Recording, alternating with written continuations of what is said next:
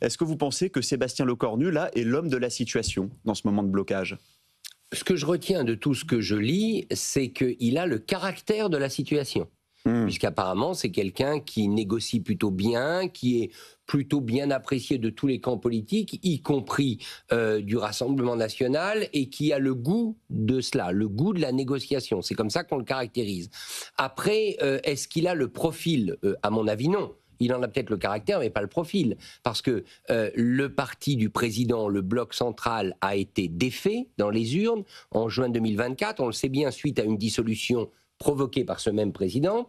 Donc normalement, c'est à quelqu'un d'autre que vous confiez le mandat, justement, dans tous nos pays. La Suisse étant un cas un peu particulier parce qu'un système de concordance et de coalition obligé, mais normalement, c'est au leader de la formation arrivé en tête que vous confiez le soin de constituer cette éventuelle coalition s'il y en a besoin, ce qui n'est pas toujours le cas. Donc Emmanuel Macron, il fait les choses à l'envers. J'ai bien aimé l'expression de Nicolas Sarkozy dans le Figaro qui a dit il essaie toujours de mettre le pied droit dans la chaussure gauche ou le contraire, le pied gauche dans la chaussure droite. Ben, c'est exactement ça. Donc bien malin celui qui aujourd'hui peut dire si Sébastien Lecornu y arrivera, peut-être fera-t-il preuve de davantage de liens, de discussions que François Bayrou, auquel vous avez vu, il a quand même décroché un tacle direct là.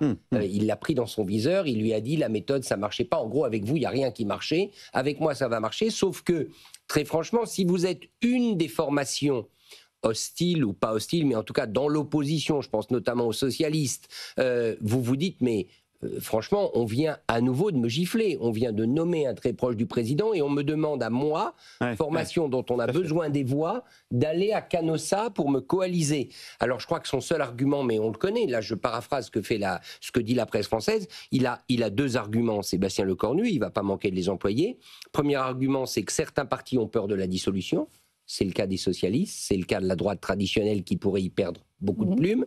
Le deuxième argument, c'est que la France est au bord de la falaise, comme disait Bayrou, et Sébastien Lecornu va en fait leur dire est-ce qu'on saute tous dans le vide ou pas et si vous n'êtes pas d'accord pour sauter dans le vide, essayons de rabibocher un filet pour éviter la chute. Voilà à peu près. Mais je suis quand même, à ce moment précis, plutôt pessimiste. Et très franchement, si on regarde les Français, traduit par les enquêtes d'opinion, je crois qu'ils ne sont que 30% à considérer que Sébastien Lecornu peut y arriver.